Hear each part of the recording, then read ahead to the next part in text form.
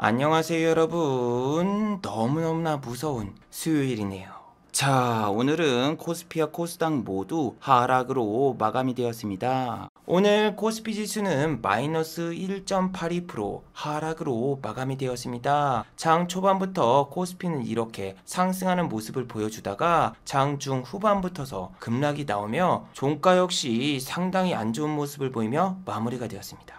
특히 오늘도 제약과 바이오 종목들이 폭락이 나오면서 이렇게 코스닥 지수 역시 마이너스 3.46% 급락으로 마무리가 되었습니다. 특히 오늘은 코스피를 이끌어주던 여행과 항공주들이 모두 다 이렇게 급락이 나왔고, 그동안 증시를 이끌어주던 2차전지 관련주도 이렇게 모두 급락이 나왔습니다. 자, 거기다가 지금 개장된 유럽 증시 역시 이렇게 2% 이상 폭락이 나오고 있는 상황인데, 과연 내일 한국 증시는 어떤 모습을 보여줄까요? 코스피는 이제 2900포인트가 깨지고 2800포인트에 돌입할까요? 그리고 코스닥도 900포인트를 방어할 수 있을까요? 오늘 이 시간에 한번 알아보도록 하죠. 자, 지금 시각이 4시 43분입니다. 시간의 단일가, 유럽장, 미국장, 그리고 야간 선물도 다 끝나지 않았습니다. 그래서 매까지는 배제를 해보고 진행해 보도록 하겠습니다. 자, 그럼 먼저 해외 시황과 국내 시황, 그리고 오늘의 특징주를 한번 살펴보도록 하겠습니다. 자, 그럼 먼저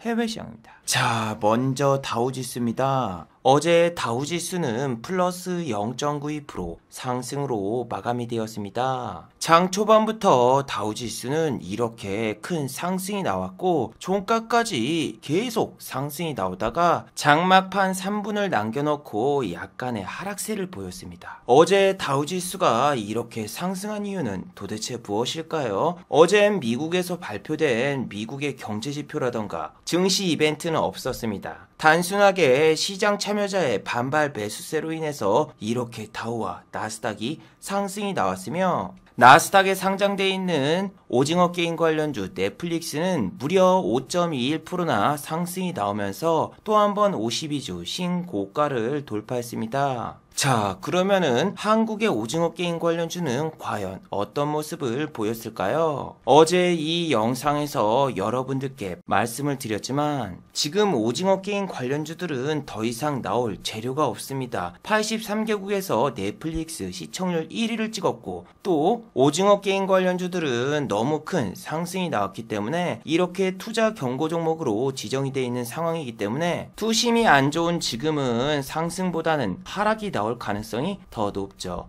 자, 쇼박스 같은 경우에는 아침부터 이렇게 마이너스 5%대 하락이 나오고 있었고, 오징어 게임 관련주 초록뱀 미디어 역시 이렇게 5%대 하락이 나왔어요. 자, 그리고 오징어 게임 대장주인 버킷 스튜디오는 오늘 마이너스 16.77% 급락이 나왔습니다. 자, 그리고 오징어 게임 2등주인 쇼박스 역시 마이너스 15.53% 급락으로 마무리가 되었습니다. 현재 쇼박스와 버킷 스튜디오는 이렇게 시간의 단일가에서 플러스 2%대 상승이 나오고 있지만, 어제 국전약품 시간의 단일가 보셨죠? 국전약품 같은 경우에는 시간의 단일가에서 6%대 상승이 나와서 오늘 아침부터서 이렇게 플러스 6.71% 상승이 나왔는데, 아침부터 국전약품 여러분들을 꼬시려고 시간의 매수 잔량을 몇 주를 쌓아놨습니까? 몇 주를. 와, 무슨 100만 주 이상을 시간의 단일가로 이렇게 딱 사는 거 보여주면, 야, 얘 오늘 상한가 가는 거 아니야? 하고 개인 투자자분들이 분명히 따라 들어가지만, 만약에 저 때 들어오셨으면은 고투더 헬이었죠. 아침에 잠깐 저렇게 상승이 나온 다음에 단 한 번도 고점 돌파를 하지 않았고 하방 VI를 2번이나 맞이하면서 오늘 국전약품은 시세가 끝났다고 봐도 무방하죠. 시간의 단일가에서도 국전약품은 이렇게 마이너스 5% 투매가 나오고 있고, 외국인과 기관의 수급을 보시면은 외국인 투자자는 완전히 국전약품을 먹튀했어요. 자, 그리고 네이버 금융의 증권방에 가시면은 외국인의 수급을 정확히 알 수가 있는데 10월 5일자에 보시면은 국전약품의 외국인 보유율은 0.34%입니다. 오늘 건 아직 반영이 안 나왔지만 외국인의 보유율은 거의 0%대라고 보시면 됩니다. 그래서 급락이 나온 테마주가 시간의 단일가에서 급등이 나온다고 해도 그거는 동호회라던가 검은머리 외국인의 마지막 설거지일 확률이 상당히 높아요.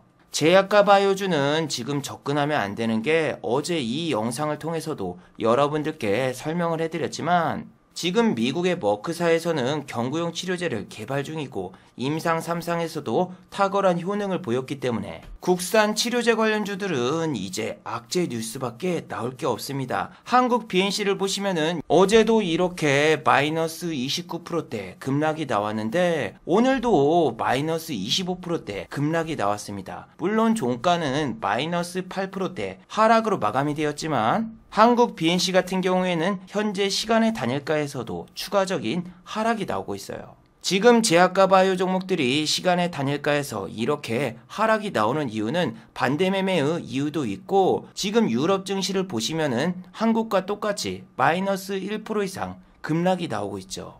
그리고 S&P 500과 나스닥 야간 선물 역시 한국장이 시작되기 전에는 이렇게 보합세를 보이고 있었으나 한국 증시가 개장되자마자 S&P 500과 나스닥 야간 선물은 이렇게 하락 전환이 나왔죠. 그리고 환율 역시 52주 최고가를 돌파하면서 현재 환율은 1196원입니다. 장이 시작되기 전까지만 해도 환율은 1186원이었는데 이렇게 환율이 오른 이유는 당연하죠. 외국인 투자자가 한국의 코스피 주식을 계속 매도하니까 외국인의 자금이 이탈되면서 환율 역시 이렇게 상승이 나온 거죠. 자, 그리고 여러분 현재 시간의 단일가를 보시면은 죄다 제약과 바이오 종목들이 기본 5% 이상 급락이 나오고 있어요. SK 바이오사이언스 같은 경우에는 지금 시간의 단일가에서 하방 VI까지 때려 맞은 상황인데 여러분 지금 제약과 바이오 종목은 호재 뉴스가 나와도 절대로 건드리지 마세요. 특히 코스피 200 종목과 코스닥 150 종목은 자 SK 바이오사이언스 아침부터서 호재 뉴스가 나왔었죠. 그런데 이 뉴스는 자세히 보면은 그렇게 대단한 뉴스도 아닙니다. SK 바이오사이언스가 글로벌 백신 허브로 사용될 수 있게 2022년 말까지 시설 사용 기간을 연장했다. 뭐 이런 식의 내용이에요. 자, 저런 뉴스가 나오자 SK 바이오사이언스는 아침부터 플러스 2.40% 상승이 나왔습니다. 하지만 종가를 보시면 얼마죠? 예, 마이너스 7.98% 하락으로 마감되었어요. 이게 고점에서 추격 매수를 하셨으면은 마이너스 10% 이상 급락이 나왔고 시간의 단일가에서도 마이너스 3%대 하락이 나왔기 때문에 내일 여러분 SK 바이오사이언스는 22만원도 붕괴될 것을 염두에 두셔야 됩니다. 이게 여러분 코스피 200과 코스닥 150 공매도가 되는 제약과 바이오 종목은 패턴이 똑같아요. 저런 뉴스를 띄워놓고 개인 투자자분들이 아침에 들어오면은 공매도를 치고 주가를 하방으로 밀어버리기.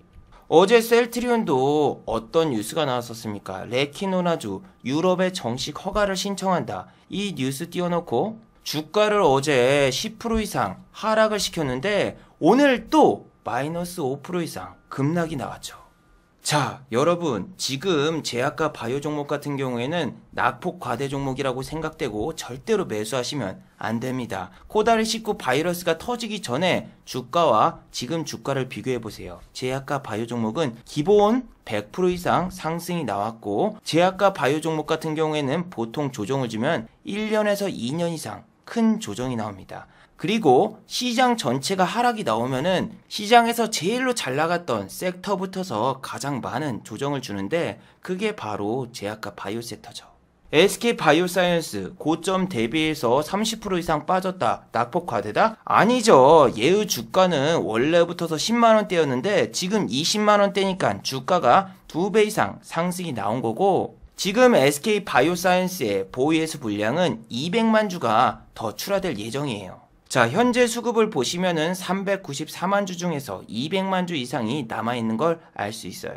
지금 급등하는 제약과 바이오 종목 들어가실 경우에는 2, 3일 만에 이렇게 50% 이상 급락을 맞을 수가 있습니다. 6만원을 돌파했던 유바이오로직스는 10월 1일 날 무려 61,300원까지 올랐는데 지금 주가가 44,400원입니다. 고점 대비해서 마이너스 35% 이상 급락이 나왔으며 주가가 다시 여기까지 올라가려면 플러스 50% 이상 상승이 나와야 돼요. 자, 그리고 어제 나스닥이 상승이 나왔는데도 불구하고 미국의 반도체 업체죠. 마이크론 테크놀로지는 마이너스 0.17% 하락으로 마무리가 되었어요. 자, 미국의 마이크론 테크놀로지의 주가가 하락할 경우에는 삼성전자와 SK 하이닉스의 주가가 따라가는 경향이 상당히 심합니다. 하지만 오늘 아침에 삼성전자 어떤 모습을 보여주었나요? 시간의 매수 잔량이 이렇게 10만 주 이상이 쌓여 있었으며 SK 하이닉스 같은 경우에도 이렇게 14,000주의 개인 투자자분들의 매수 잔량이 남아있던 상황이었어요. 자, 그리고 장이 시작되고 삼성전자는 플러스 0.5% 상승으로 출발했으나 첫 끝발이 개끝발이었죠. 오늘 삼성전자는 아침에 시초가에 잠깐 저렇게 상승하고 결국 종가는 마이너스 1.25% 하락으로 마무리가 되었습니다. 자, 그런데 삼성전자의 시황 같은 경우에는 제가 일주일 전에 올린 이 영상을 통해서 여러분들께 말씀을 드렸죠. 외국인 투자자 같은 경우에는 삼성전자를 산 이유가 분기 배당 때문이고 정말 죄송한 말씀이지만 삼성전자 지난번 고점인 82,500원 이거 12월 말까지 절대 못 간다. 여기까지 올라가려면은 10% 이상 상승이 나와야 되며 또 삼성전자의 공매도는 마이클 조단처럼 조단위로 쌓여 있습니다. 이렇게 공매도가 많은데 내가 외국인이랑 기관이야. 미쳤다고 이거 먹으려고 공매도를 조단위로 쳐놨습니까? 아니 공매도를 여러분 81,000원대하고 82,000원대 가장 많이 쳐놨는데 이거를 뚫어주면은 공매도를 상환해야 되는데 누가 고작 여기서 여기까지 먹으려고 공매도를 1조 원 이상 칩니까? 그래서 정말 외람된 말씀이지만 삼성전자 같은 경우에는 연말에 6만원도 가지 않을까 이걸 생각하셔야지 연말이면 8만원대까지 가겠지 혹은 9만원대까지 가겠지 이런 말 절대 믿지 말라. 저는 증권 전문가들이 코스피가 3,400이 9월달에 간다 혹은 삼성전자 연말까지 9만원 간다 이 이야기를 제일로 싫어합니다. 아니 여러분 저는 상식에서 움직입니다. 9월 초부터서 외국인 투자자가 곧버스하고 풋옵션을 매일 매수했어요. 그러면은 상승을 시키겠습니까? 외국인이랑 기관이? 저는 외국인 투자자가 공매도를 치는 종목이 개인이 만약에 공매도 되는 종목이다? 다 칩니다. 이렇게 지금 뭐 LG전자라던가 카카오 네이버 그리고 NC소프트부터 시작해가지고 이거는 지금 어디까지 빠질 것 같습니다 라고 한 애들 공매도 되는 종목이면은 저 다 칩니다. 저 오늘 아침에 일어났을 때 정말 놀랍더군요. 시작부터서 마이너스 7%의 수익. 근데 이거는 자기 대주, 즉 공매도를 친 종목이에요. 그리고 장 시작하고 몇 분이 지나가니까 수익금이 90만 원이 넘어가더니 지수가 투매가 나오면서 수익률이 계속 올라갑니다. 자, 삼성전자뿐만이 아니라 LG전자 역시 오늘 공매도가 상당히 많이 늘었고 오늘은 12만원대가 장중에 붕괴가 되었죠. 자, LG전자 같은 경우에는 지난번에 애플카 가짜 뉴스를 띄워서 주가를 15만원을 만들었습니다. 자, 이때 여러분이 공매도를 쳤다? 지금 수익률 25%입니다. 그래서 여러분들이 지금 줍줍의 기회다 내려올 때마다 추매로 대응을 하자 이런 거 말고 여러분들이 그냥 공매도를 분할로 치는 게 어떤가요? 이게 만약에 15만원까지 올라왔어. 여기서 공매도 한번 치고 만약에 또 올라가. 여기서 또 한번 공매도 치고 내려와봐. 그러면은 여기서 마지막 불타기 공매도. 자, 그리고 여러분 제가 직접 공매도를 하면서 느낀 게 쇼커버링이 제가 나오려면은 개인인 저도 30% 이상 상승이 나와야지 쇼커버링이 나오더군요. 그런데 여러분 상식적으로 생각을 해보세요. 지금 장에서 뭐 SK 하이닉스, 삼성전자, LG전자 이런 애들이 상한가 갑니까? 못 가요 절대. 시가총액이 높으니까. 이런 애들이 지금 갑자기 막 30%가 올라서 내가 반대 매매 다 갔나? 그럴 일은 일어나기 힘들어요. 그런데 반대로 공매도를 치면 하루 이틀 만에 수익률이 10% 20%가 쌓입니다. 자, CGM 보세요. 일주일 만에 하락률이 30%가 넘습니다. 야, 이게 뭐 상한가를 노릴 필요가 없어요. 그냥 진단키트 뉴스 하나 뜨면 거기 뉴스에다가 공매도 탁 치고 부근하게 가만히 놔두면은 한 번도 반등이 안 나와서 이렇게 그냥 큰 수익을 줍니다. 그래서 저는 여러분 완전히 반대로 하고 있습니다. 오늘 어떤 뉴스를 내보내고 외국인과 기관들이 그 종목을 빼버릴까? 코스피 200 종목과 코스닥 150 종목 중에서 계속 뉴스 띄우고 뺄 종목만 찾아다니고 있어요. 자, 오늘 같은 경우에는 대한항공과 아시아나항공이 짱이었죠. 자, 대한항공과 아시아나항공 같은 경우에는 합병 무산설이 나오면서 대한항공의 주가는 장중에 마이너스 7.31% 급락이 나왔어요.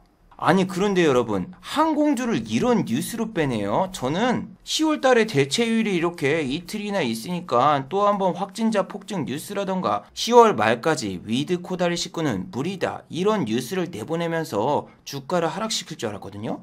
아니, 그런데 저런 뉴스로 너무 쉽게 주가를 빼는데요. 자, 아시아나항공 같은 경우에는 오늘 플러스 1.88%, 장중에 상승을 하다가 마이너스 8.46% 급락이 나왔습니다.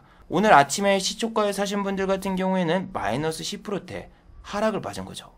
아니 여러분, 저런 기사는 너무 참신한데요. 아니, 여행, 관광, 스포츠, 레저 관련주를 저런 뉴스로 다 빼네요. 아니 여러분, 어제 미국의 경기 민감주들은 이렇게 전부 다 상승하는 모습을 보여주었거든요. 월트 디즈니도 플러스 0.66% 상승으로 마무리가 되었으며, 미국의 크루즈 여객선 업체 카니발도 플러스 0.32% 상승으로 마무리가 되었어요.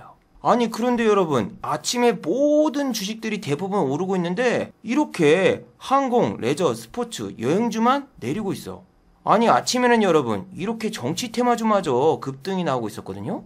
추석 끝나고도 하나투어라던가 모두투어 같은 애들은 머크 뉴스로 인해서 이렇게 주가가 크게 하락도 안 나오고 계속 상승세를 유지했는데, 오늘 대한항공 뉴스 나오자마자 이렇게 바로 마이너스 4.36% 하락이 나왔죠. 그런데 여러분, 머크 뉴스는 정말 무서운 게 공매도를 치기 너무 좋은 뉴스거든요. 이게 여러분, 호가창이 있으면은 이 위에다가 공매도를 치고 개인이 사줘야지 내가 공매도가 체결이 되는 그런 시스템이기 때문에 개인 투자자분들이 머크 뉴스 보자마자 이렇게 팍 들어오면은 공매도를 걸 수가 있거든요. 그래서 여러분, 저는 좋은 뉴스가 나오거나 혹은 큰 수급이 들어오면은 항상 반대로 생각하는데, 제약과 바이오 종목들 오늘 외국인의 대량 매수라던가 금융투자라던가 투신의 매수가 들어온 종목 상당히 많습니다. 하지만 외국인과 기관의 수급은 공매도 상한으로 생각하시면 됩니다. 공매도를 상한해도 외국인과 기관이 수급으로 잡혀요. 그리고 여러분, 여기에는 제약과 바이오, 헬스케어 ETF 상품의 수급도 들어오기 때문에 요즘에는 주식시장의 트렌드가 완전히 변했어요. 무슨 얘기냐면은 계속 이렇게 내려갈 때 외국인과 기관이 매수한다? 그러면 어느 정도 저점을 잡아준 다음에 한꺼번에 쏘아 올리는 그런 패턴이 있었는데 지금은 아니에요. 지금은 수급 따위는 아무 필요가 없어요. 오히려 프로그램으로 매수 들어오는 걸 개인에게 보여주고 역용합니다. 오픈베이스 보세요. 이렇게 8월 내내 하루 이틀 빼고 계속 매수했어. 어디서? 5,400원대에서. 자, 5,400원이면 어디입니까? 여기입니다. 여기서부터서 여기까지 계속 내려가는데 주가가 35%가 빠졌거든요. 그러면은 옛날에는 이런 데서 잠깐 지지를 해주다가 위로 한번 상한가 뿅 하면서 끌어올리는 경향이 많았어요. 저렇게 매수가 들어오면은. 근데 지금은 봐봐, 5,400원부터 4,000원대에 매수했던 애들이 3,900원에서 전량 손절하고 나갔어. 이 종목만 그랬을까요? 아닙니다. 이론도 보세요. 8월 2일부터서 8월 25일까지 이틀 빼고 풀매수, 그리고 정말 어처구니가 없게 본인 평단가보다 마이너스 25%에서 전량 손절. 그리고 지금도 보세요. 9월 초부터서 지금까지 계속 이루온 매수가 들어오죠. 그런데 오늘 어떻게 됐습니까? 이루온은 오늘 마이너스 7.77% 급락이 나왔죠. 아니, 여기서부터서 여기까지 외국인 투자자가 하루도 쉬지 않고 매수를 하는데 주가는 연일 하락합니다. 그래서 지금은 수급 보고 매도하는 게 의미가 없어요. 자, 솔고바이오 같은 경우에도 지금 보시면은 프로그램으로 34만 주가 들어왔고 프로그램 매수 주체는 투신이죠. 근데 솔고바이오의 주가 오늘 27%까지 올렸다가 종가가 10%대 마감. 고점에서 잡았으면 마이너스 17%입니다. 그리고 프로그램 매수가 여기서 들어왔어요. 여기. 장 막판 30분을 남겨두고 투신의 프로그램 매수. 그리고 솔고바이오 자체가 34만 주가 어마어마한 수급으로 보이지만 1000원짜리이기 때문에 그렇게 대단한 수급도 아니죠. 그래서 몇 년 전까지만 해도 외국인 투자자와 기관 투자자의 수급을 보고 매매하는 수급 매매법 같은 게 있었는데, 이 시장 속보를 보면서 외국인이 지금 이거 샀네? 내일 갭 뜨겠다. 외국인이 이거 대량으로 샀으니까 와, 내일 장난 아니겠는데? 이렇게 생각하지만 지금 외국인 투자자라던가 기관 투자자가 아무리 사도 주가가 안 가요. 아난티 보세요. 아난티 10월 1일날 이렇게 외국인이 대량 매수를 했지만 10월 5일날 갭 떴나요? 안 떴어요. 그리고 오늘 보세요. 마이너스 4.15% 하락. 자, 그리고 오늘 외국인이 85만 주 매수했다? 그러면은 당연히 시간의 단일가에서 갭이 떴을 거라고 생각하시는 분들이 상당히 많겠지만 시간에서도 추가적인 하락이 나왔어요. 그래서 여러분, 지금 주식시장이 상당히 난이도가 높고 힘듭니다. 상한가를 간 종목도 한 종목밖에 존재하지 않으며 10% 이상 급등한 종목도 딸랑 한두 종목밖에 없습니다. 자, 저 같은 경우에는 공매도로 수익을 보고 있지만 여러분, 저는 오늘 공매도로 수익을 챙기지 못했습니다.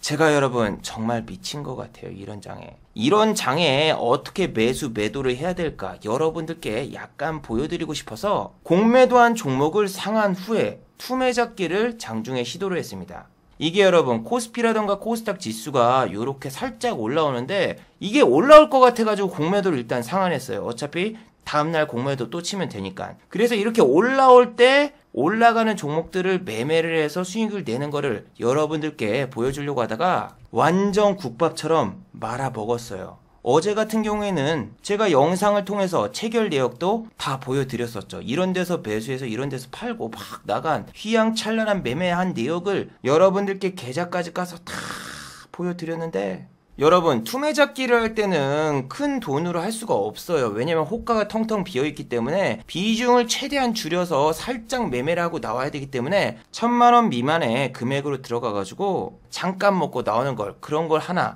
보여주려고 했습니다. 지금 보세요. 호가도 이렇게 텅텅 비어있고 거래 시간도 보시면은 여기에는 10시 58분으로 적혀있지만 밑에는 10시 40분으로 적혀있죠.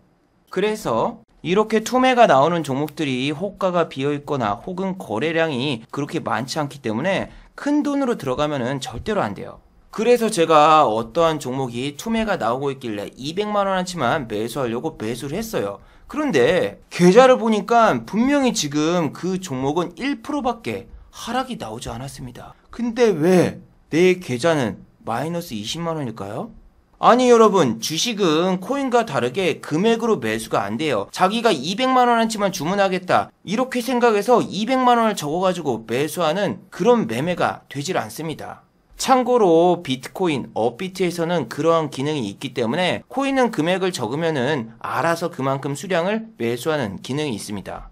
근데 주식 같은 경우에는 본인이 200만원어치 적어가지고 매수하는 매수 기능 자체가 없단 말이에요. 내가 만약에 200만원어치를 매수해야 되는데 2천만원으로 버튼을 잘못 누르거나 금액을 잘못 적었다, 그러한 실수도 안 했는데 제 잔고에 보니까 그 종목이 2천만원어치가 매수가 돼 있는 거예요. 아니 2천만원어치 매수하는 게 중요한 게 아니라 2천만원어치 던지기도 힘든데 거래량 없는 종목은. 나는 처음에 유안타 증권에서 혹시 매수 오류가 났나? 200만원어치 매수한다는 거를 2천만원으로 시스템이 착각을 했나?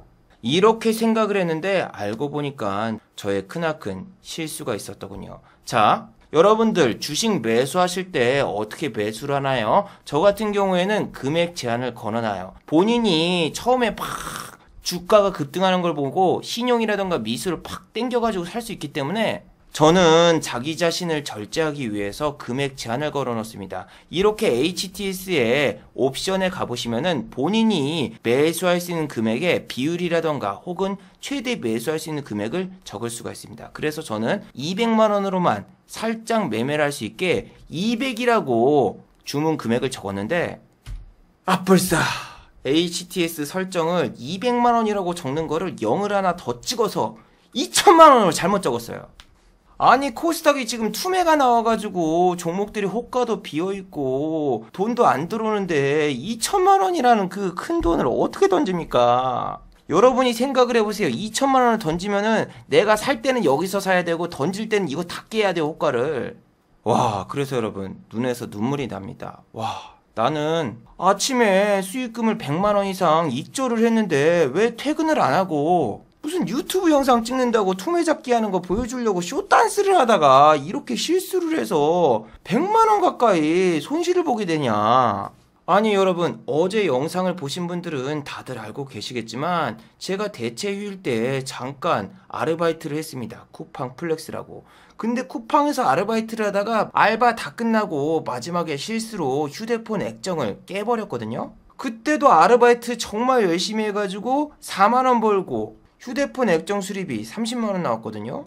근데 이게 또 뭐야. 아침에 112만 원을 공매도로 수익을 얻었어. 그리고 유튜브 영상 찍는다고 뻘짓거리 하다가 97만 원 날려버렸죠. 그래서 지금 영상을 만드는데도 눈에서 눈물이 멈추질 않습니다. 도대체 난 왜 그랬을까? 차라리 그냥 수익을 챙긴 다음에 쿠팡이나 알바나 한번 더 뛰러 갈걸. 아니 이게 지겨운 거야. 왜냐면은 매번 영상마다 여러분 뭐 인버스를 사거나 채권 투자를 하시거나 달러 인덱스를 사거나 아니면 여러분도 공매도를 치세요. 이렇게 얘기하는 것도 지겹기 때문에 손이 근질거리시는 분들은 이렇게 많이 내리는 종목에서 낙폭 과대주를 잡는 매매가 있다, 이런 거 한번 보여주려고 하다가 아주 크게 말아먹었습니다. 그 종목도 분명히 200만 원으로만 들어갔으면은 탈출이 됐어. 근데 2천만 원이니까 이거 탈출할 방법이 없다. 시장가로 던지자. 시장가로 던지니까 이렇게 호가가 쫙 깨지면서 마이너스 4% 찍히죠. 지금 오늘 급락 나온 종목들 호가창이라던가 체결창 자세히 보세요. 체결 시간도 그렇게 많지 않고 위에서 사주는 사람도 없기 때문에 이렇게 여러분 급락장에는 그냥 아무것도 하지 마세요. 뭐 인버스를 사거나 뭐 레버리지를 사거나 그러지 말고 그냥 관망을 하시는 게 제일로 좋습니다. 안 그러면 저처럼 그냥 뻘짓하다가 돈 날립니다.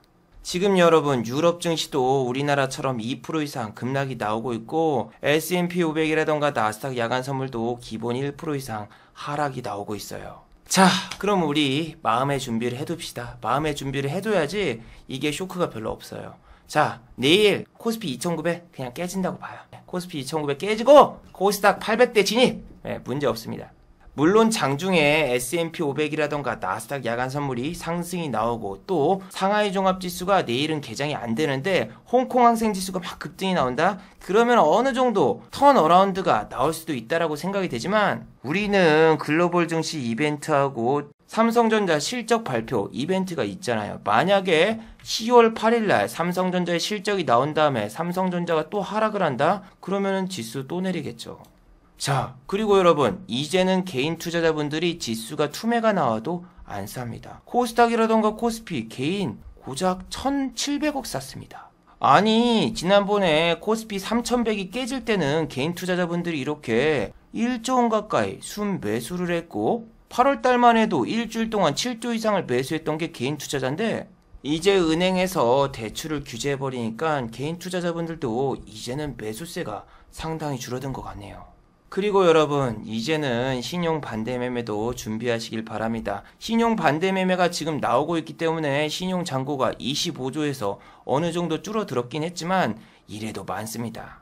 지금 현재 코스피와 코스닥에서는 매일 100억 원 이상 반대 매매가 쏟아져 나오고 있는데 지금 신문 기사에도 나왔지만 글로벌 증시가 반등이 나오면은 개인 투자자분들이 어르르 들어가가지고 신용 써서 혹은 미수를 써서 매매한다고 하는데 이렇게 될 경우엔 여러분들이 지수가 상승이 나오면 상관이 없지만 하락이 나오면은 버틸 수가 없어요. 그리고 3,000에서 2,800까지 넘어오는데 너무 빨리 내려왔기 때문에 어느 정도 반등이 줄 때까지는 여러분들이 좀 참으셔야 될 것 같아요.